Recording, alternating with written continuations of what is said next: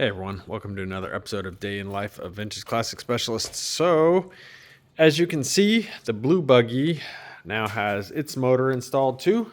So that happened today. So those of you that are newer to the channel may not know that the story behind this buggy is the owner bought a donor buggy, which was a complete running driving car that had that motor in it and the transmission and the suspension and the upholstery. But it wasn't a real Manx. It was like a Manx knockoff or a clone, whatever you want to call it. And his original intention was to take this body, which is a real Manx, and it was one of those last ones that they made before Bruce Meyers died, that were from some of the original molds. And anyway, so this guy managed to get one of those bodies, and the original idea was to swap that body onto the donor buggy's chassis. But as it turned out, the donor buggy's chassis was pretty much garbage, and so they went to Washburn's Metal and had a new chassis made, and then brought us the new chassis and the donor rolling chassis, basically, that had the motor and everything in it. So had to swap everything from the old chassis to the new Washburn chassis, and then they brought the body, and we put the body on, and we've been building it ever since.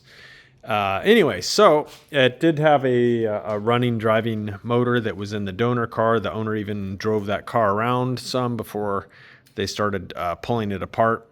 And so this is that motor. And so other than going through the carburetor, which we did, then it should be good to go. I mean, they drove it around. It supposedly ran well, so have no reason to think it wouldn't. Anyway, so yeah, I went ahead and plugged that in and then wired it up. So previously, all the wires for the motor end of this car were just kind of like dangling out here. So went ahead and routed those. So here's the alternator, and then going over to this side, we got the these are coming from the electronic points, but hidden back there is the wires for the tachometer, which is this yellow one here, and then coil power, and so on. And then down, let's see, where's the best place to see this from? Down here, kind of hidden down there, is actually, here, let's move that. There, that's better.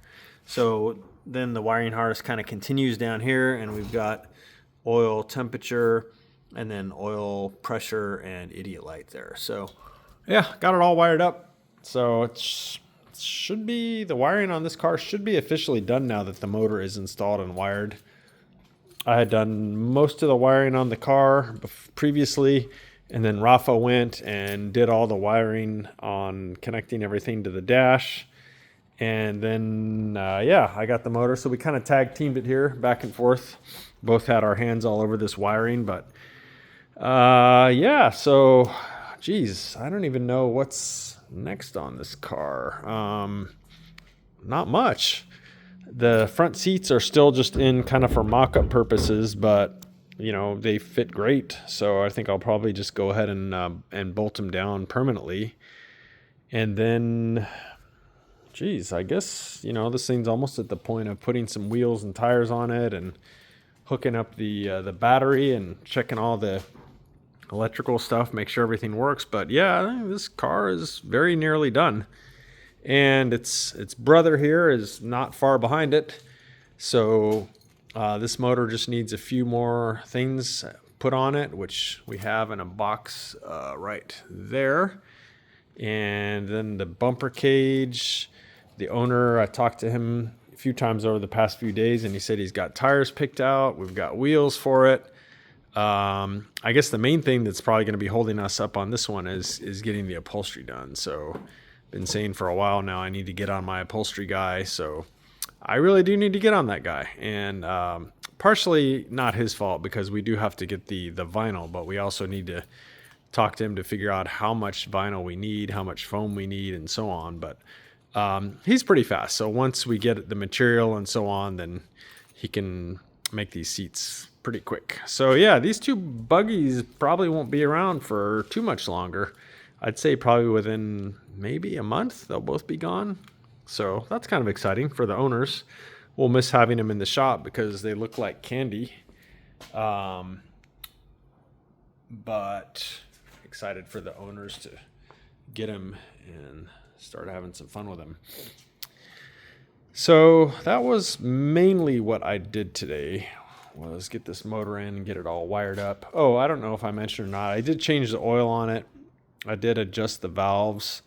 The valves were all set loose. I don't know if whoever adjusted them last didn't know what they were doing, but it has chromoly push rods in it, which anyone who's been around V-dubs and worked on them knows that on chromoly push rods, you basically set the lash on the lifters to 0. We call it loose 0.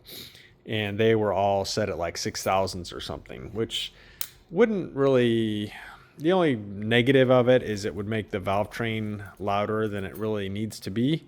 But I went ahead and set them all at loose 0, so they're all adjusted now to my liking. And yeah, changed the oil, and that's about it. So after that, I did decide to start playing with the barn door. So that was fun. And what I did was, see this pile of parts here, is I actually went ahead and pulled the intake system out, because in the morning I will be getting the dual SU Monaro carb setup, and we want to test fit it all in here before we start pulling the motor and so on.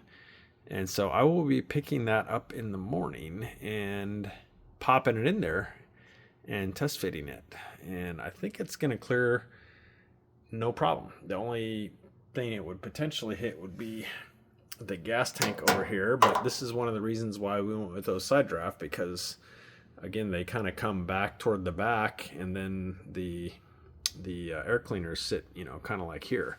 So I don't think it's going to be an issue, but again, we don't like surprises, and so might as well just go ahead and test fit them and so on. And then after that, then probably go ahead and pull the motor out and start it on its journey of being rebuilt and being made super awesome. Yeah, that's about it. So pulled all this stuff out, set it all aside, and hopefully when I do this video tomorrow night, I'll be showing you guys this bitchin' intake system all mocked up in here. So that should be fun. So look out for that.